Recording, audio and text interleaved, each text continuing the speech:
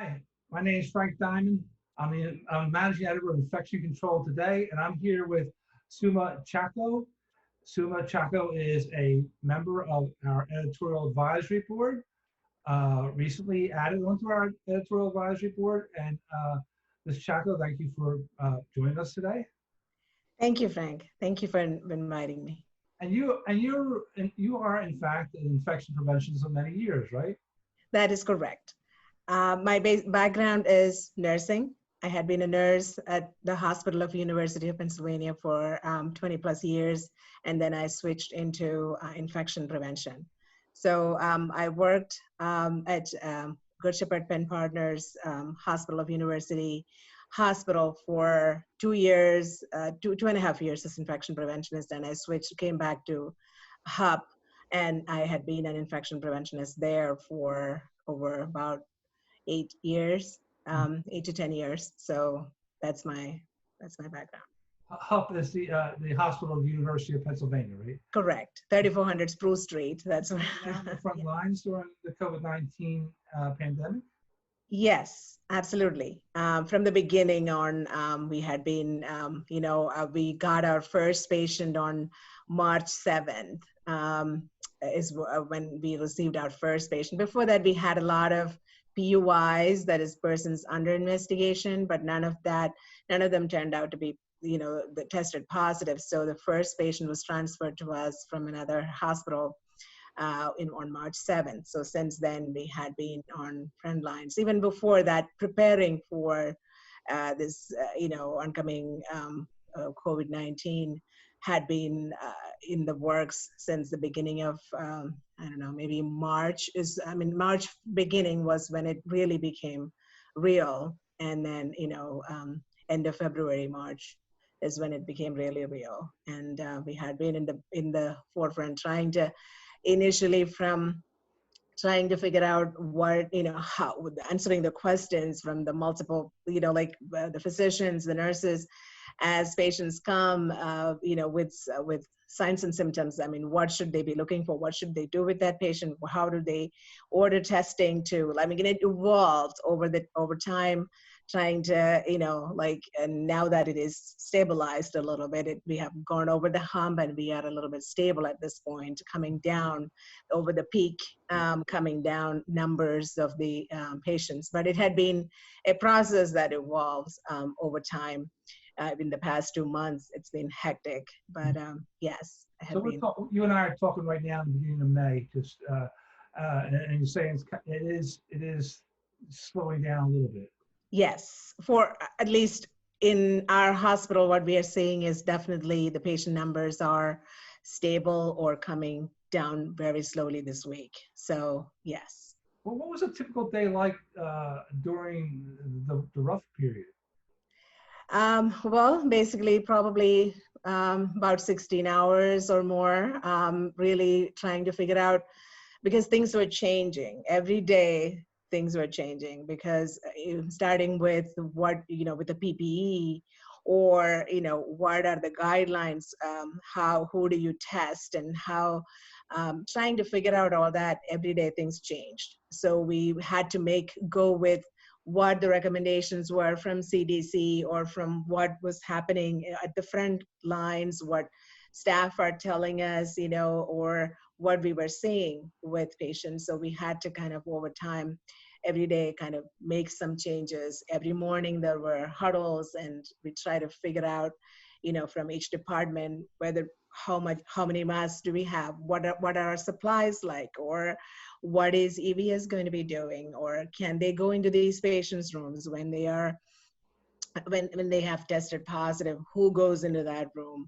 What would the nurses be wearing? If there are aerosolizing procedures, what should be the precautions? So it evolved. Do we allow any visitors at all in the hospital? Or, so it has been, so many questions every day. And who gets tested? What, who gets priority? I mean, let's get straight in the beginning. I mean, we didn't have enough testing supplies to begin with in early March, and also, trying to get those testing supplies and testing the most appropriate individuals was all, like that was all kind of the challenges that the physicians, if the ID team kind of led that, along with, other things that we were working on in our infection prevention office. We had the office going all hours, pretty much up until late at night, around, 10 or 11. So we, kind of, it was long days. You were interacting with every department. You mentioned environmental services too. Yes, of course. I mean, we all departments had to work together. It was definitely amazing teamwork. Including food services, EVS. EVS was at the forefront because they have to help us with cleaning and disinfecting, the environment, and making sure the employees are safe. The waste disposal, it's a big, huge thing. Again, how do we get rid of it? Some of the initially, when we didn't know enough about how things needed to be disposed, again, questions came up with what is the level of, biohazard? How do we, and even linen, we had issues with, we didn't know exactly who would, our regular laundry did not want to take the linen that was used for PUIs or COVID patients with the regular linen, because they didn't believe that could go together. So there were a lot of challenges with that. So including, the laundry, the EVS, the dietary, trying to make sure that people are, fed, and not the COVID patients, but more so with the employees who are at the front lines, or, so again, working with them. So all the departments, physicians, nurses, safety, and every department had to come together. Oh, of course, materials management, huge key to that. Getting supplies, how much of a PPE do we have? What do we need to acquire? Where do they get it? If they order it, a lot of things were not available when we order it in that moment, when it became a problem. So then they had to figure out multiple ways of getting supplies. Also, people who were not admitted in the hospital, who were calling to see if there was testing available, because initially there wasn't testing, and then the testing ramped up, of course, and different sites became available, which was all very helpful, to make sure that people got tested. That was great. So everything sounded very challenging. Is there one thing that you can pinpoint was the most challenging thing? I would think the most challenging at this point, during this pandemic, is probably the availability of the personal protective equipment, PPE. So securing that, making sure the employees are safe. Again, the other things was, once people started, employees, or people started testing positive, exposure, tracing of the, who all were exposed to a particular person, maybe if it was a patient, or whether it was an employee who came in, got tested, could have gotten this outside of work, and then who did they come in contact with? So that's another one of our major areas, helping occupational medicine with contact tracing and exposure workup, and that's also another important challenge at this point, which we are continuing right now. Do you think after this is done, there's some discussion about when COVID-19 is actually going to be done, or we're going to have it off and on for several years, but do you think that infection preventionists are seen in a whole new light now among other hospital workers, healthcare professionals now?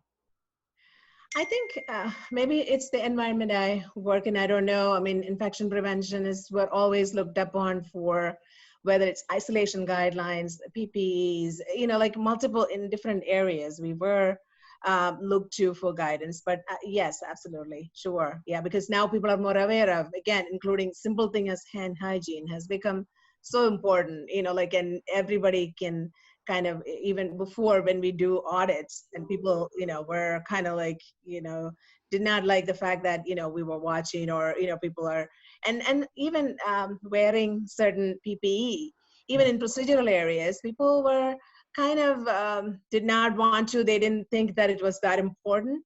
But once this hit, now even when PPE was not available, everybody wants everything. They do. I mean, I think there is a more of an awareness about what different kinds of protection that people need to wear. I think if anything, that would be a huge thing that people take away from the whole pandemic.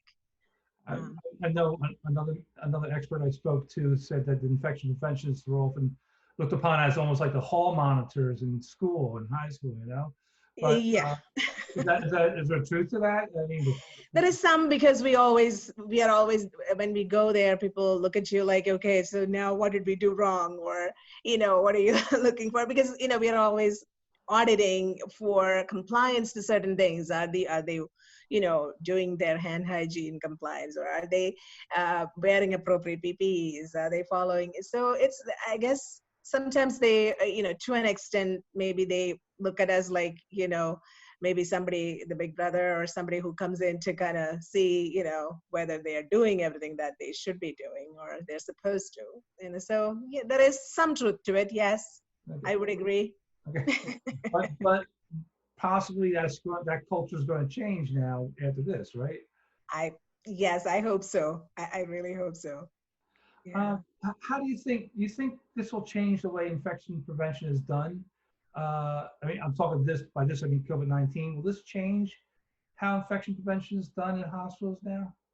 I think so. I think because there is more involvement from different departments, including nursing, who are really engaged in infection prevention initiatives. I think even, for example, right now we are doing fit testing for different, because N95 respirators, we have different kinds now. It's not because the one kind that we had always available is not enough. We can't get enough of that. So we do have other kinds which we need to also fit test for. So we have a lot of people coming into, and training other people to do the fit testing, because we can't accommodate the volume that need to be done. So there are nursing professionals who are, because the ORs we weren't taking regular cases, the OR nurses or staffing for all seasons nurses that are, not because our patient census in general was decreased to increase the volume for the COVID patients. So kind of for that, surge, we were preparing for that. So the number of patients were less. So there were more availability of the nurses were available to help us with these things. So I think they have kind of worked with us now. So there is a lot of, I think the way they look at us and try to work with us, I think is probably, there is definitely more understanding and cooperation. I think definitely it will be looked upon as more of a collaborative, even though we always try to be collaborative, but it's more of a collaboration from other disciplines, I think. Yes. And you think that's going to stay? Yes, I would, if we learn anything, I think that would be something that I think we would, need, and we would go forward with, I think. With all the talk of how we need to be prepared for different things, we know that, it's not easy when something comes up that you can be ready for it, especially a pandemic, which none of us have seen or, really in our lifetime. So something that came upon us and, really nobody was really ready for it. And we had to learn as we went along. We had to learn a lot and fast. And working together was the only way to get there as a team. So to keep the staff safe and also the patients safe. So we had to all work together for that function. So I think, yeah. Thank you so much, Suma Chacko. And thank you for being a member of Infection Control editorial today's editorial board. And good luck with everything. Thank you, Frank. Thank you.